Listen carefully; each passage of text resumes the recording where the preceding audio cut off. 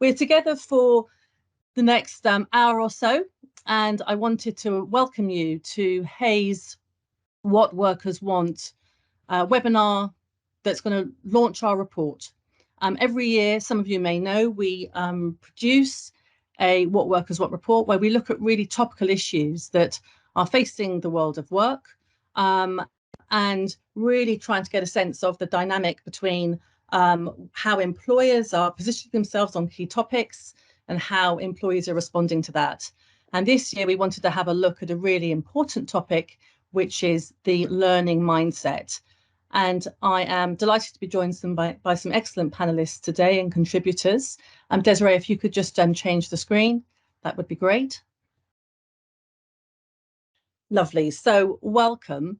And I'm delighted to be joined by four excellent contributors today. I have two of my colleagues with me today, Mark Sutherland, who is one of our regional managing directors at Hays and one of our very senior leaders in the UK and Ireland, and my colleague Gail Blake, who looks after our permanent appointments consultants, of which we have about 800 across the UK. We have two fantastic guest speakers as well joining us. Someone who is very well known to us, Tom Goal, who is the Executive Vice President of Strategy at Go1, and a well-known partner to Hays, and also delighted to be joined by hopefully someone who will be a good friend of Hays going forwards, Dave Shapcott, who is the Director of the Academy at Royal Mail. So welcome to you all. If we could just have the next slide, please, Desiree.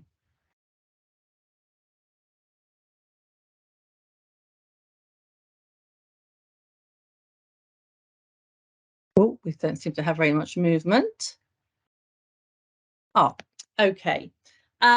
So just by way of some context before we move into the main presentation, this was a report that has been built from a survey of 5,000 people from across all sectors, organisation sizes and markets, and really looking at this key topic of the importance of upskilling in a talent short, skills short market, and the desire on the part of employees to really follow on a journey of lifelong learning, and also the recognition of employers that from an employee value proposition, and also in a fast moving world, the extent to which they are providing learning and development opportunities for their employees.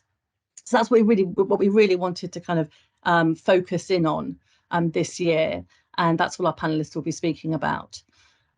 Just a bit of housekeeping. This webinar is going to be recorded, and a copy of the webinar, the slides that are referenced, and also a copy of the report will be available to download at the end of the webinar.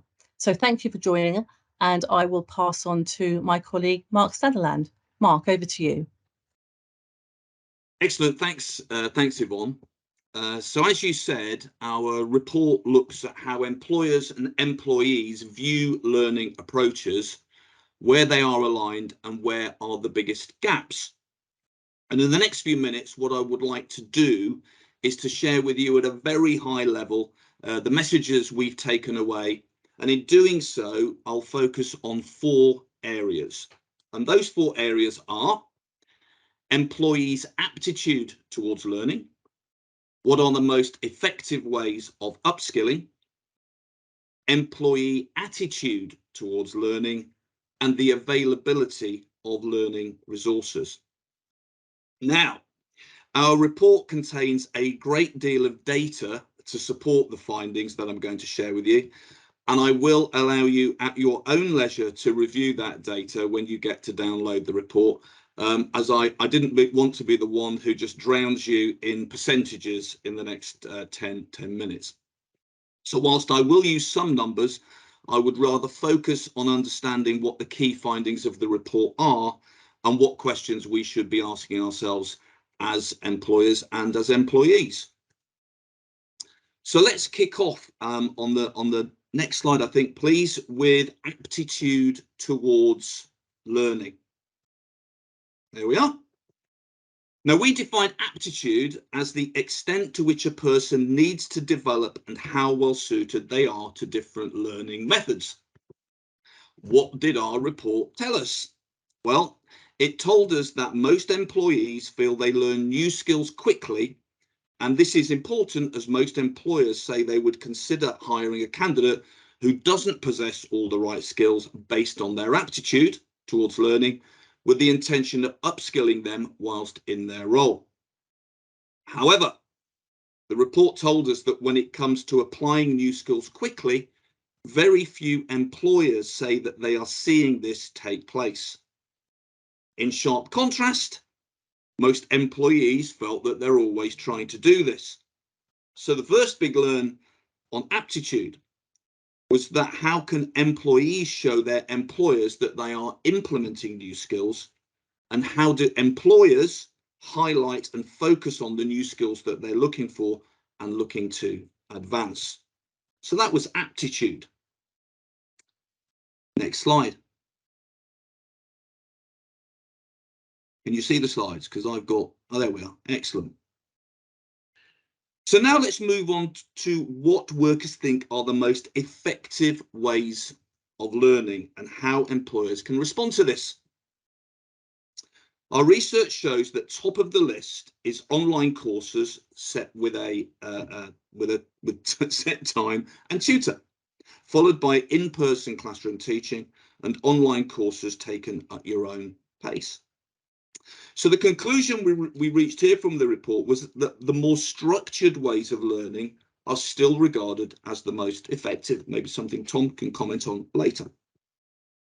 With regards to these preferred methods of learning, however, there was a gap between what employees felt they had access to and what employers felt they were providing. Predictably, perhaps employees felt that there was less available to them than employers felt that they were providing. So creating clarity on what is available and focusing on these preferred areas was the first key message for employers to take away here. It was also interesting to me, but perhaps not unexpected, that the more informal approaches, such as on-the-job training, informal coaching and conversations, attending seminars and conferences, are less well thought of as ways of upskilling. And the question I believe here is, how can employers create a greater awareness of informal training and then track and assess these more regular methods of micro learning? Next slide, please, Desiree.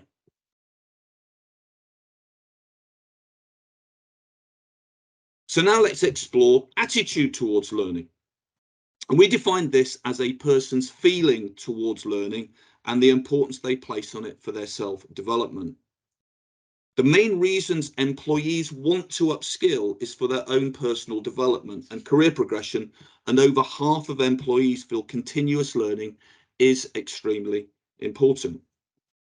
However, there was a bit of a disconnect here with employers where only 4 out of 10 felt continuous learning was extremely important. Did surprise me.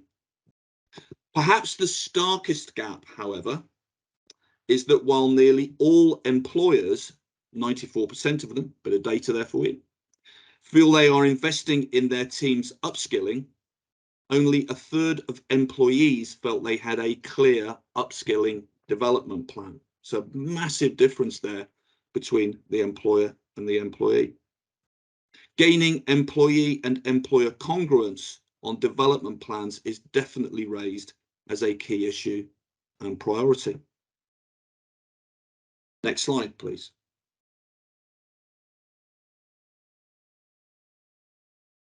So finally, let's look at the availability of the right learning resources.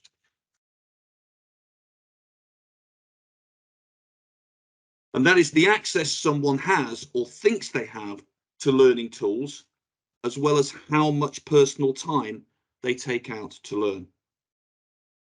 And whilst most employers believe they provide learning resources to their staff, there is an awareness from employers that those learning resources do not fully address the skills that they're short of. Again, so quite a big finding there, I felt. Whilst 8 out of 10 say they provide learning resources to staff, only 6 out of 10 agree that those resources will address their organisation's skill shortage. And in line with this, only 5 out of 10 employees say they are satisfied with the learning resources available to them. A shortage of the right skill set is being felt by many organisations at the moment, and our research shows that nearly all employers are concerned about skill shortages at their organisation. In fact, I would say it's one of the most common conversations that we all have. And you may well have seen the article in the Sunday Times only a couple of days ago, full-page article that focused on exactly that. The challenge to employers then is, how are you going to gain clarity on your skill shortage areas and then gear up to close that gap? Next slide. So there's lots to think about there. That was a fairly short, high-level introduction, as I'm sure we'll want to hear from our other speakers. Before we open the floor to our panel and I hand back to Yvonne, I'd like to let you know that there's lots of more trends and recommendations and data, as I mentioned before, in our 2022 What Workers Want report, and that is available today on our website, so you can go and download that straight after the call today. And you can find that on hays.co.uk/what workers want to get your copy. Yvonne, that's my intro. Back to you.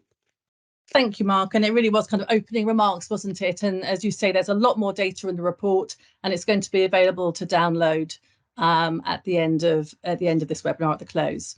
So we're going to move through to our panel discussion and hear from everyone else now. And what we've done is we've pulled out 4 main themes that we'd like our panelists to really offer their insights and progress the context that we're seeing. And I'm going to start first of all with Tom at Go1. And Tom, just tell us a little bit about Go1 as well before you open up. But one of the big themes that's come through is ensuring that organisations get the right learning resources in place that meet both organisational needs, skills needs, and then the individual career progression needs. And so I'd like to ask you a couple of questions really within this context. So the context is, only half of employees are satisfied with the learning resources available to them at their organisation, and only 60% of employers think that the learning resources available will help address their skills shortages. So some disconnects there. So a couple of questions for you, Tom. The first one is, what are some of the top skills in demand at the moment, and how will these change as we look to the future?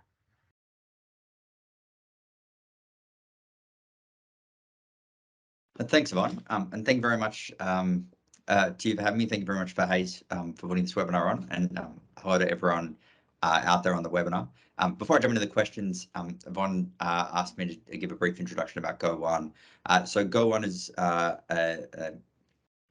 provider of the world's most comprehensive learning library for workplace learning. So we partner with a huge number, so 250 different providers of learning content, and provide access to that in one package for businesses to use. And we do a lot of work with Hays on things like this survey, but also working together on learning solutions for our joint customers. It's a fantastic partnership, and so it's a great privilege to be here.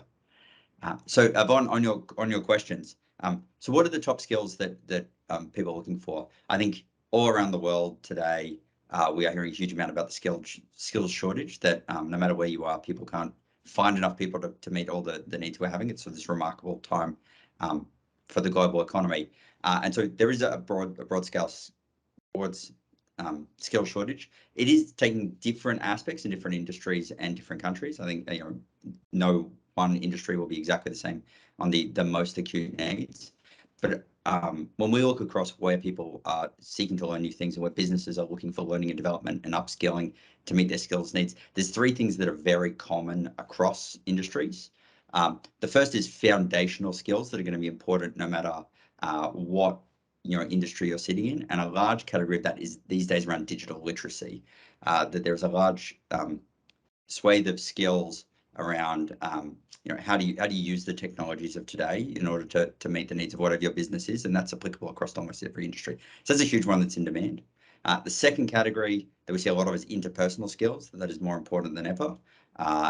Whether it's communication or creative problem solving, there's a big class of skills that every business is looking to upskill their people more, make their people more effective. And the third is the skill of self-leadership. I think the need for people to be resilient and adaptable and to sort of drive change themselves in times of uncertainty is incredibly important, no matter how senior you are in your business. And so that's an area of training and skilling that people are finding really, really important. And then the last one is how is that going to change? I think all these trends are only going to accelerate. I'm sure we'll talk more shortly about digital transformation. I think that is going to be a bigger part of all businesses. I think the need to be resilient in the face of change is only going to become a bigger thing. And the need to do interpersonal skills effectively, whether you're in person or remotely like we are today, and that's going to become important as well. I think we're going to see an acceleration of those broad foundational skills and then specific things in specific industries. Lovely. Thanks for that, Tom. And I've got a second question for you as well. What can employers and L&D teams do to ensure they're providing the right learning tools for their staff to upskill while also meeting their own organisational needs? And what can L&D teams consider in terms of ensuring the accessibility of learning for all staff? Yeah, I think the most important thing for L&D leaders or for learning leaders or for leaders in every business, because I think learning and development is everyone's responsibility if you're in the leadership team of any sort of organization, is really to think about where you are in your company's learning journey and then meeting that. Because for some businesses, it'll be very early on in developing their learning and development journey and their upskilling capabilities in a business. In that case, it's about getting the foundations right. Do we know what skills we need in the business, and do we have a plan for our individual staff to grow into that? Just getting very clear on where you are. Other businesses will be much more crystal clear on how we know what we need to do. We have a sense of how to get our people there. And for those businesses, it's becoming more sophisticated in terms of the offers you can make to your staff. So it's not just some of the training that Mark mentioned earlier, come to an in-person class. It becomes increasingly about things like coaching, online availability of resources, self-directed resources, so that you can have a greater matching of people, people to learning needs, as you get a more bigger learning and development program. So what, if you think about as an L&D team, how can you ensure accessibility? We're finding a big thing that staff are crying out for is for learning and development to meet them where they are, and whether that's learning in the flow of work, so the ability to quickly find resources in Teams, in Slack, the ability to get it quickly rather than having to log out of where you are and log into a different system, or learn to disrupt your workplace altogether in order to go attend a 2-hour seminar. The ability to sort of find it where you are is incredibly important, and the ability to consume it how and when you want to. The ability to find it on your mobile device, to have something that's audio or interactive or has a quiz format rather than just a video or a webinar that we might have done traditionally. I think the ability to have a sort of a diversity of content types, providers, and modalities is increasingly a large part of getting a learning development program that meets the employee where they are, and that will get them better engaged, help them meet their career aspirations, and help the business meet its skills needs. I think that's the path to sort of having a win-win all around here. Lovely. Thanks for that, Tom. And just opening up to our other panelists, anything to kind of add to that and kind of Tom's 2 observations there? I think Yvonne, it's Dave here. Yes, I Thanks, could Dave. absolutely agree with all of what Tom said. I think what I'm seeing at Royal Mail today certainly is the time factor, finding the time to learn. And there's both an empowerment piece there from a leadership perspective, empowering our people to learn, but also in terms of, employees themselves finding the time to take the necessary programs. And I think the point that Tom made that really resonated with me was, the diversity of content, which I think is absolutely crucial. And then also building those learning programs into the flow of work. So it almost becomes a part and parcel of your just day-to-day activity, so that you're learning as you're working, right? I think that is crucial. Thank you. Lovely. Thank you. Thank you for that. Now, just a little bit of housekeeping before I move actually to you, Dave, for your observations. So there have been a number of questions that have been pre-submitted, and we have tried to incorporate a number of those in the questions and this discussion that we're now having. If you do have additional questions, please do post them into the Q&A button at the top of your screen. If you have two, which I seem to have, I suggest you use the right hand Q&A. And then we'll pick those up at the end and we'll kind of cluster them as we go. So do feel free to ask questions, but some have been pre-submitted and we have tried to incorporate those in some of the remarks that we're now inviting our panelists to share. So Dave, over to you. And by the way, we are loving the assets and the Pride assets behind you with the Royal Mail there. So the theme we wanted Dave to really look at was how to successfully build and implement learning and upskilling strategies from an organisational perspective. Dave has got a lot of experience in this area, most recently at Royal Mail. So a couple of questions for you, Dave. The first one is, in your experience of creating and implementing learning and development strategies within organisations, what are some of the challenges L&D teams themselves may face in putting new strategies into place? And how can the success of these upskilling strategies then be measured once you commit to them? Thank you, Yvonne, and thank you very much for having me on the webinar today. It's great to be here. And yeah, a little spot quiz. If anyone sees any of those brightly coloured post boxes out there, you know, you can DM me and you'll win a spot prize. Yes, great backdrop. So thank you for the questions. I can think of many challenges L&D teams will face when developing out their new learning strategies. Things like budget sign-off or leadership endorsement, perhaps the switch from classroom to virtual due to the pandemic, or aligning learning to the business strategy, to name just a few. From my experience, you know, the most important aspect of implementing a new learning strategy is about knowing where you're headed. What is your North Star and how do you plan to get there? Knowing where you are today so you can then baseline the gap to achieving your North Star is also really important. For me, learning and development today is so much more of a critical enabler to business growth and success than it has been in the past. And, you know, in my experience, the success of the learning team is very dependent on those partnerships that you've built up and developed with your business stakeholders. It's these very stakeholders that are going to help support in gaining senior leader sponsorship. And it's these same stakeholders that will support in the sign-off of the required investment that you may need to develop out those programs. And they're also going to help shape the skills and capability requirements that, you know, we need for the future to build out this new strategy. We could talk at length about, you know, the overnight switch from classroom to digital. We could also talk about making the time to do learning. And we could talk about the time you know, it takes to measure the learning, to demonstrate the real value that we're adding as learning professionals. And these are all great examples of real challenges that we all face. But as I see it, implementing any new successful L&D strategy starts with the partnership that you hold with your functional stakeholders and the level of trust that they place in you as their strategic learning partner. The second part of your question, Yvonne, was around measuring a success. So, you know, for me, my measure of success is that you have a permanent seat at the table as one of the trusted team representing learning and capability development. You're included in those relevant people capability discussions. You're called upon to support and consult when it comes to driving the people change and culture agenda.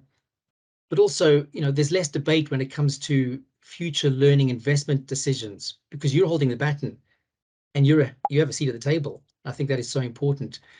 What comes next, of course, is measuring the impact your learning programs have on the bottom line. So ensuring, you know, that you and your team are driving real value.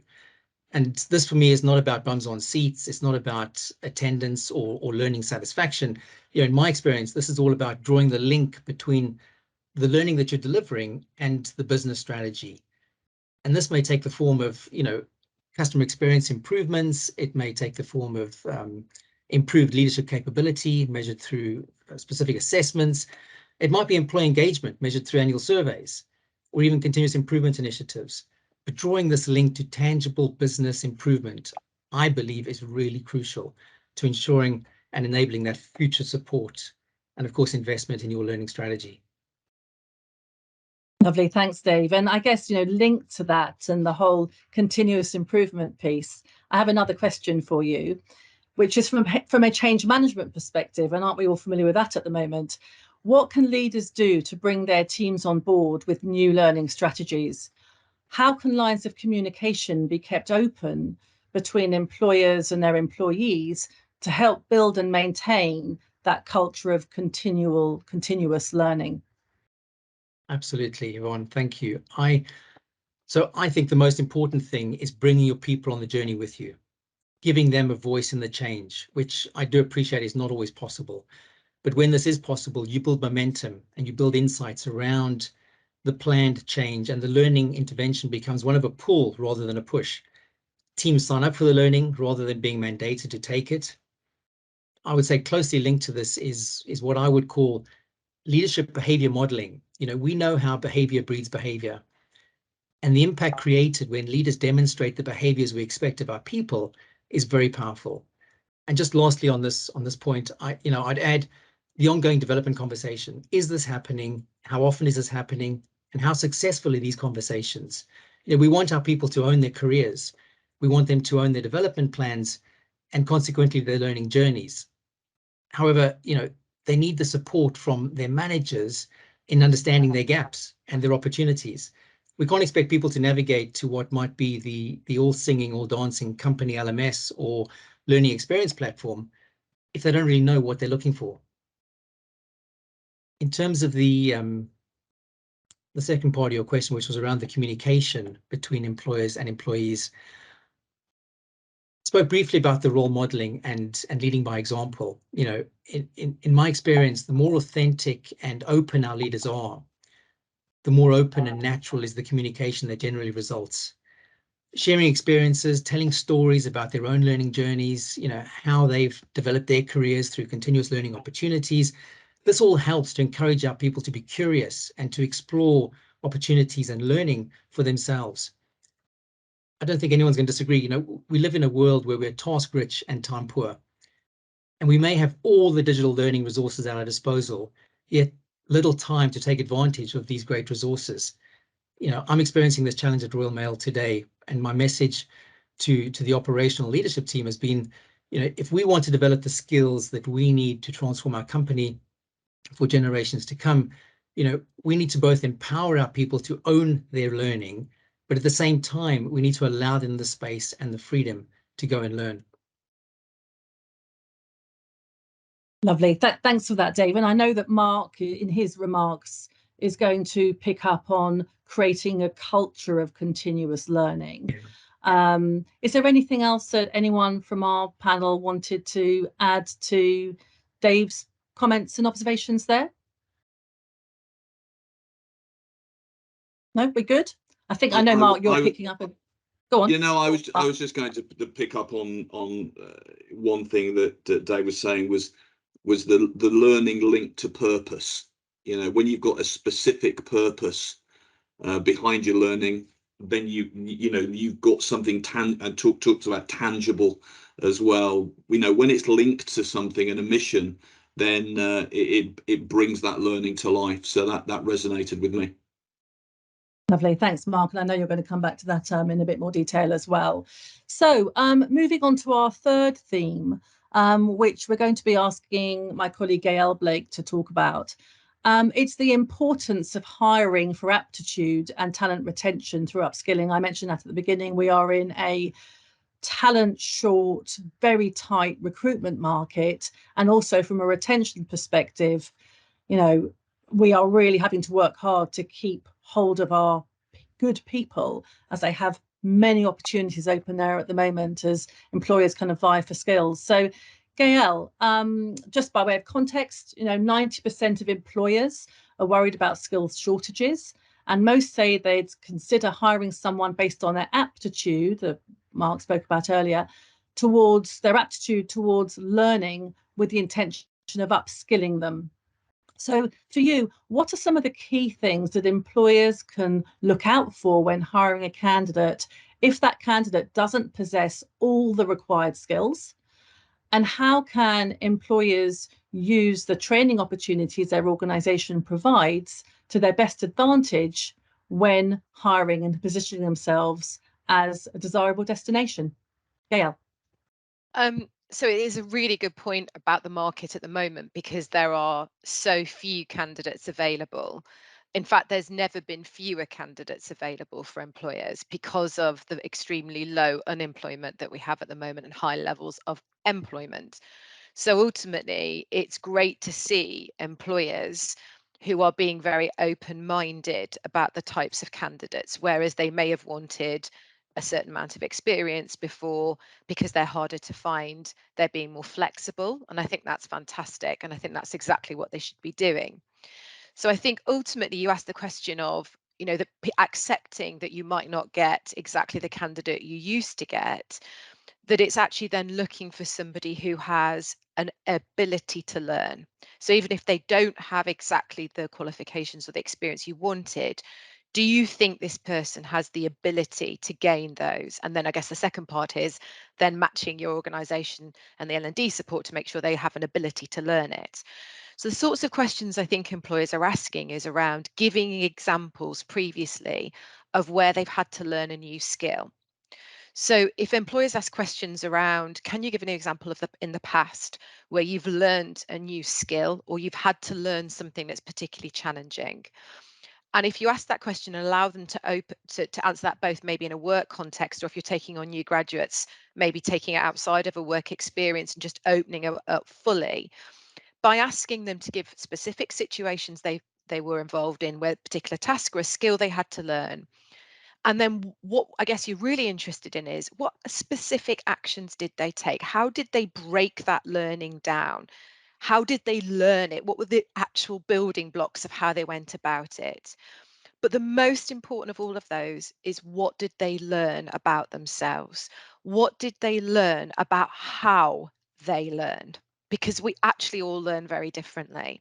And what you're looking for is when you came across that obstacle, because we all do, don't we, when we learn, we all learn that way. What did you do about it? And how did you overcome it?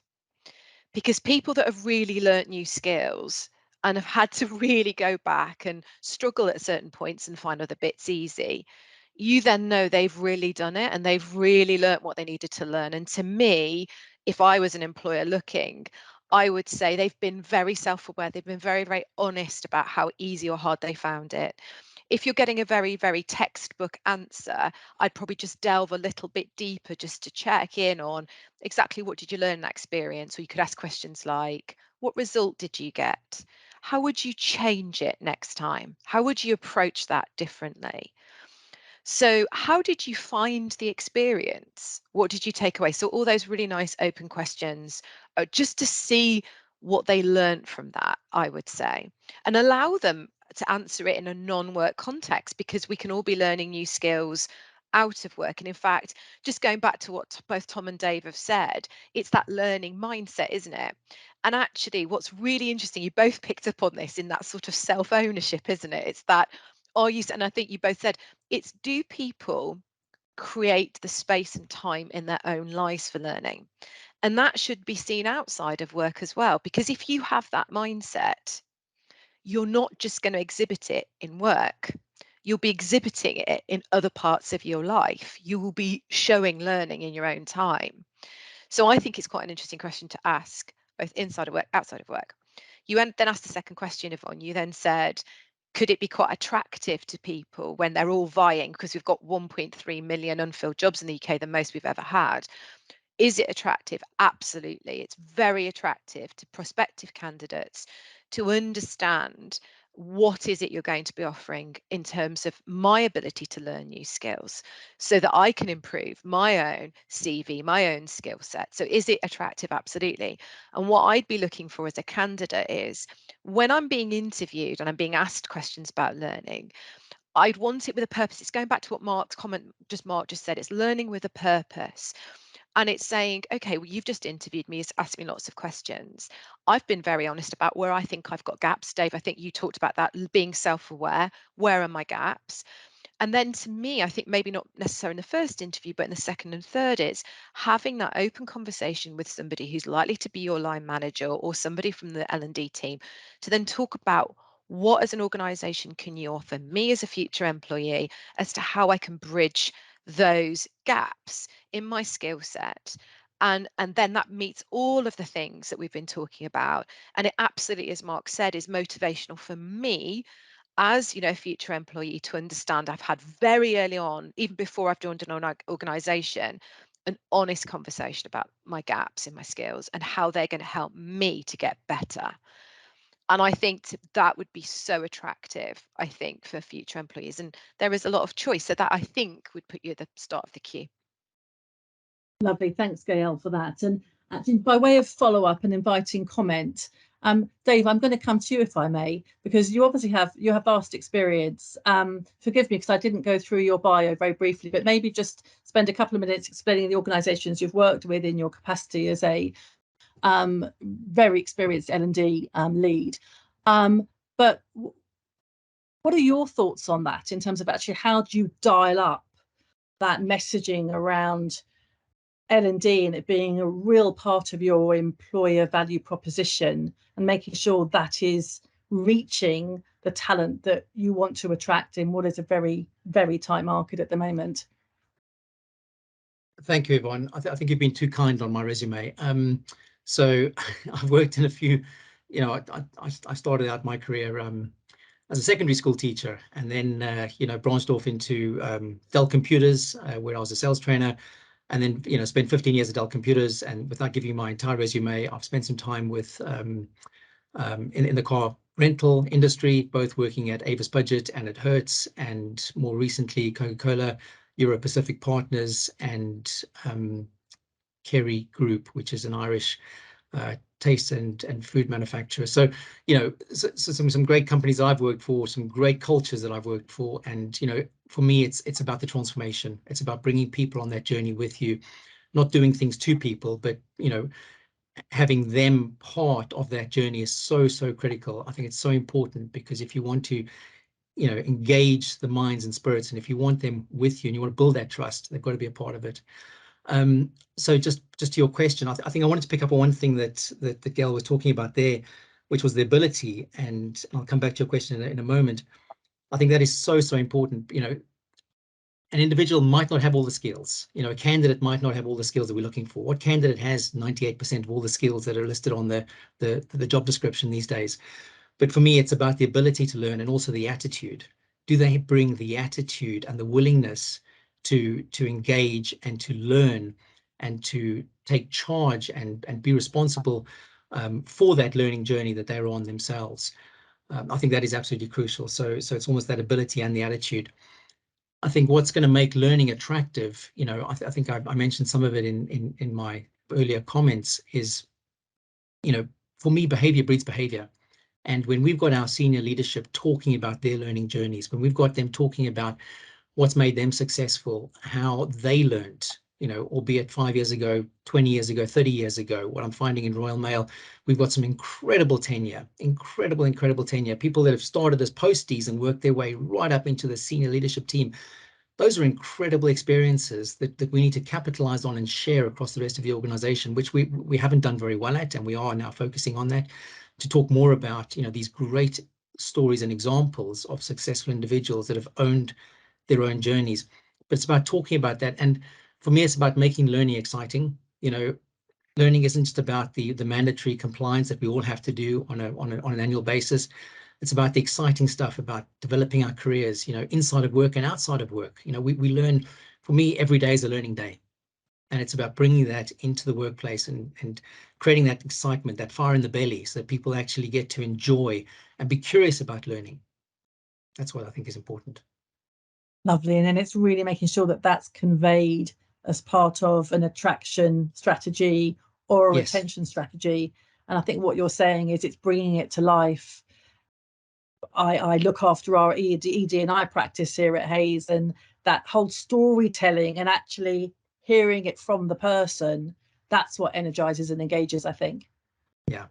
It's about the passion. It's about the passion. The passion of it. Well, that's certainly coming across the way you're speaking about it. So, Mark, last but certainly not least, we are starting to see some themes here around creating this culture of continuous learning, which is what I'm going to be asking you to talk about, both from the position of being an organisational leader, a very senior leader in our UK and I business.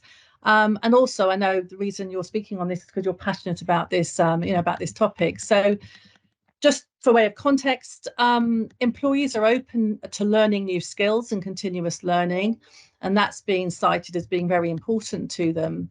However, the importance of continuous learning isn't always necessarily as ingrained in an organization's culture as it could be.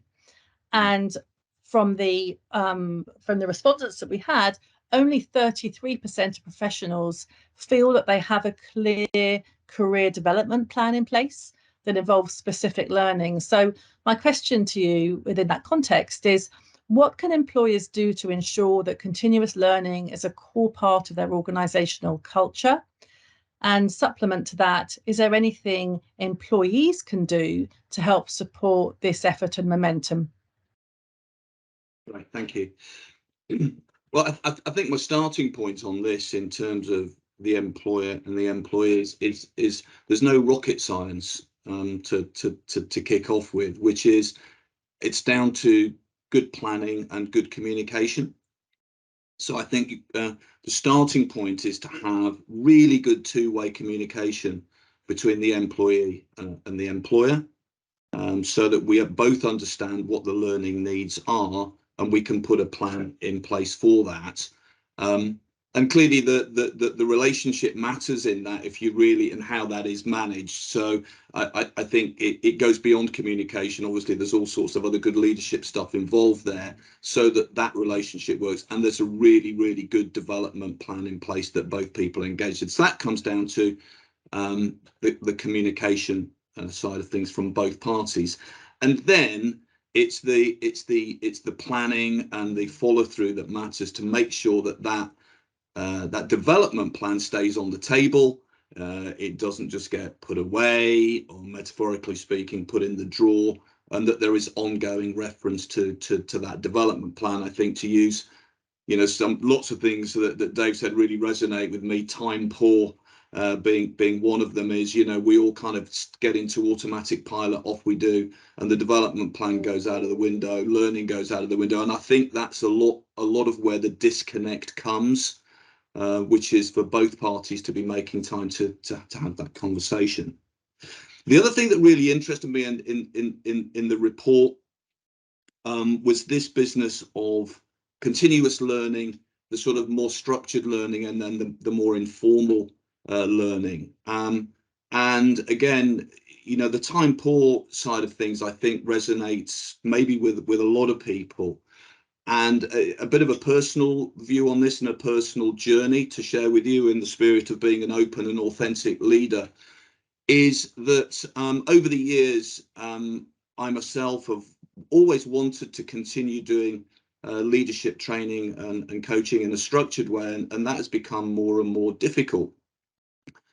And actually, it was during COVID that I observed something some of my colleagues were doing, and I thought, well, this could be a very good way of incorporating informal learning, and that was running classes where you actually have, or forums where you actually have no set agenda, but the title we gave one of them was Talking Leadership, and then it was actually another thing that Gael has worked on called Masterclasses, and there's no weekly set agenda in advance for those learning forums, but actually we kind of go into them with the leadership challenge or the business challenge of that moment, and there is very much an open discussion. In other words, there's an automatic purpose to those calls, but it's very much part of the group. The group bring that purpose to the table largely.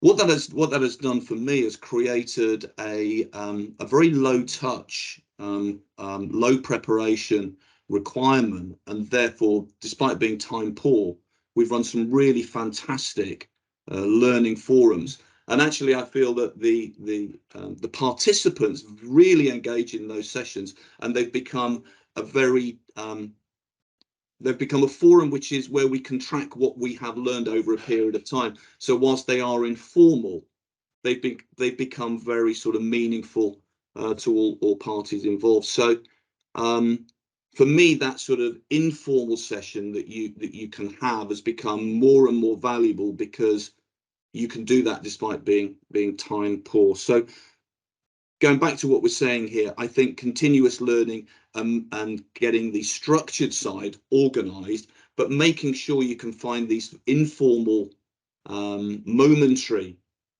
micro learning sessions, but get a plan around those as well, for me, is something that I think is very powerful and I would recommend. Got here. I know, just realised I'm on mute.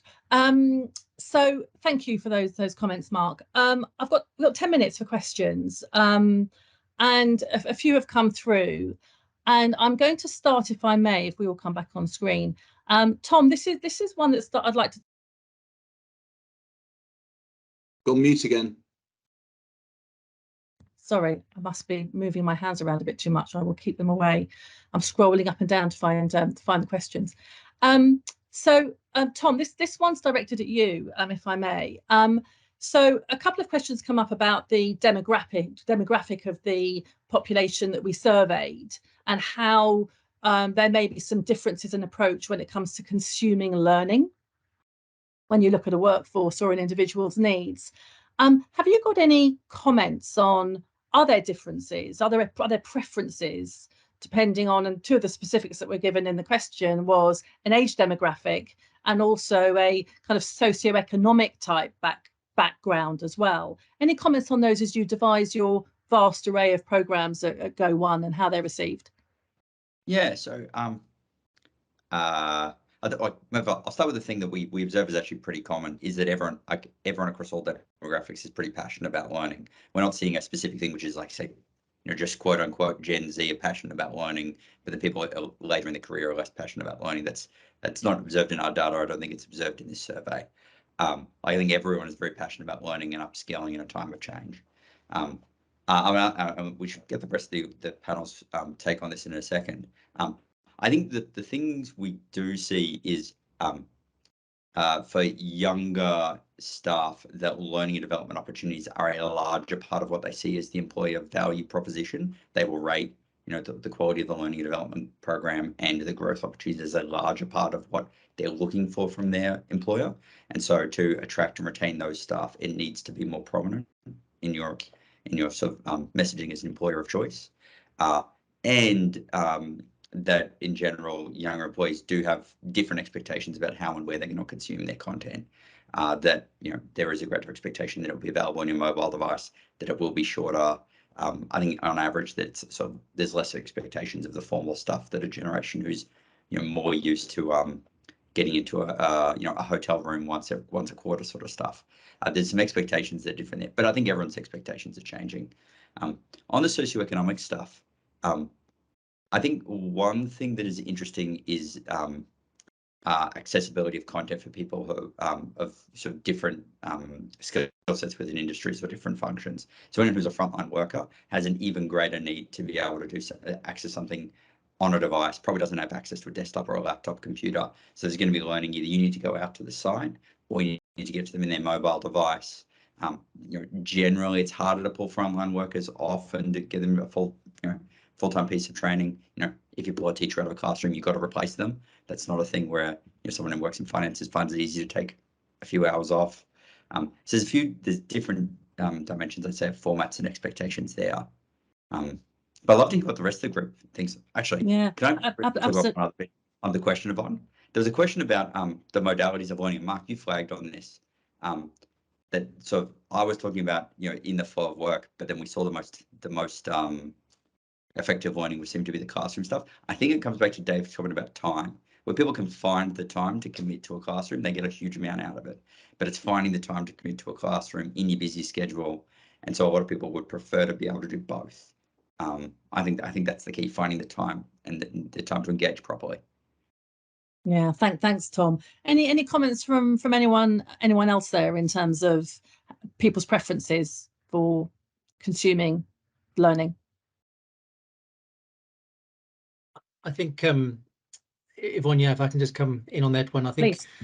Modality is really, it's an interesting debate, modality, and I think Tom's right. At the time factor is a crucial one. I also think it's what skills are you trying to impart? What are you trying to get across, teach, whatever term we want to use, and is that best suited to a virtual online session, or is that best suited to a classroom where you can get people standing up and walking around and practicing the behaviors that you might want to get across, right? And I think that's where, for me, that classroom, you'll never replace that classroom experience, right? I think there's what certainly highlighted is the online format is brilliant. It's absolutely fantastic. Gamification, what we can do now online is absolutely incredible. Simulations, that we're dabbling with as well.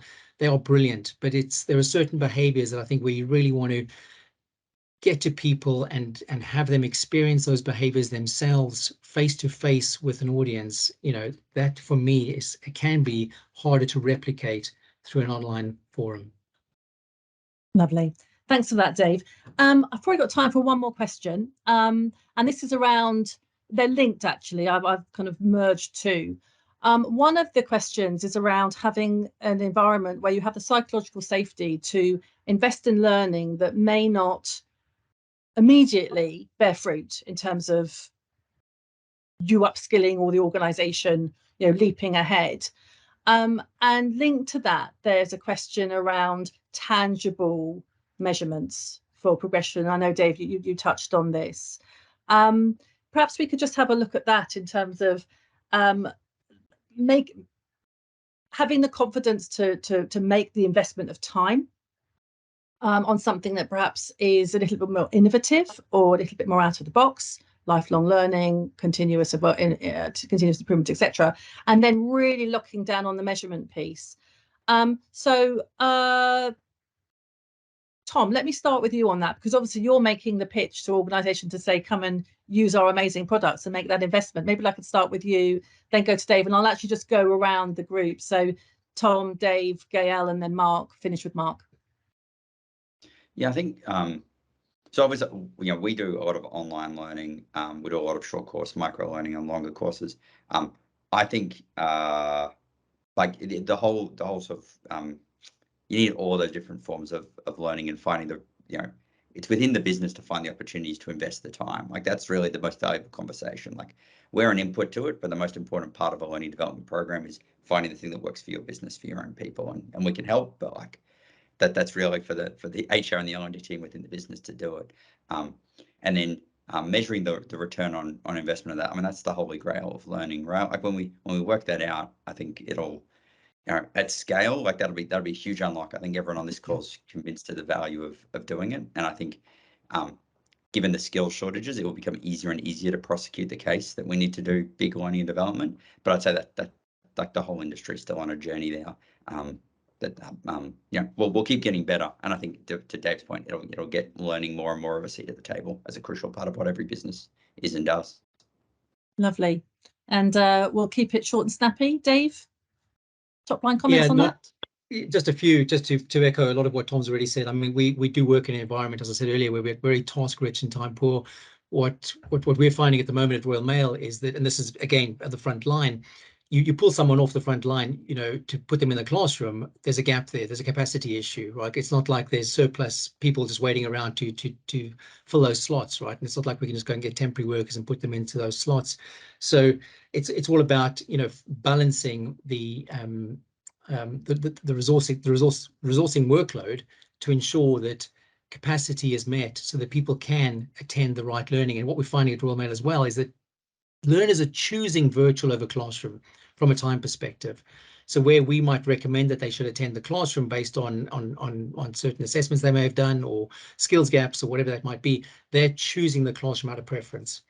I think just to close off on this one then, in terms of the Holy Grail, which again, absolutely, when we can start demonstrating that level 4, that return of investment, we are then signing our own checks. And what we're starting to do at Royal Mail is look at capability against performance. So right down to the individual level, at the unit level, how are they performing from a, because if it moves, we measure it at Royal Mail. There are so many different measures in place from a performance standpoint.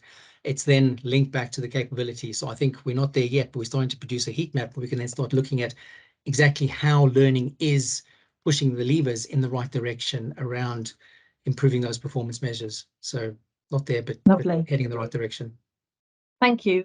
Gail, Mark, 30 seconds from each of you. I would just say it's how much are they able to sustain the change in whatever they've learnt. So it's not just checking in after, you know, when they first come back from that classroom environment where I'm sure they'd have an amazing experience or what they've done online, but it's just, you can change immediately, but can you sustain that change? So to me, it's check in at 2 weeks. You'd expect to have a very positive, I'd expect, outcome, but keep checking. Has that behavior been sustained? Do you then, as their leader, as their people manager, then need to step in again just to correct or to reinforce or to congratulate them on the changes that they've made? It also subliminally reinforces, remember how we encourage you to go on that course. Remember how we as an employer have supported you. It's not just the course itself, it's then the line manager follow-up. I think that's really important to me, is it's sustained. Yeah, thanks, Gail. You had a hand clap from Tom when you said that. Mark, finally to you. Very quickly for me, use a line that Dave used, which is it's about learning with purpose. So whatever that learning is, whether it's creative, innovative, or whatever, you know, anybody, all line managers, whenever you take somebody from them, it's nobody wants to let go, right? As well in most organisations, but so if everything's got a purpose, it doesn't really matter for me what it is. If it's a good purpose, then that works. Lovely. Great. Thanks, Mark. So I'm going to wrap us up. First of all, a massive thanks to Tom, Dave, Gael and Mark for their contributions this morning and their insights. A copy of the report will be sent to everybody. There'll be a link, you'll be sent immediately or in the next kind of few hours, if not first thing tomorrow, letting you download a copy of the report. And a copy of the recording will also be available. Thank you so much for joining us today and for the launch of our What Workers Want report. I hope you found it helpful, engaging. We are all available if you want any kind of observations to follow up, particularly the team here at Hays. We can direct and signpost accordingly, and I'm sure Tom will be delighted as well. So thank you everyone for joining. Have a good rest of the day and enjoy reading the report when it comes to you. Thanks again. Bye-bye now. Thank you.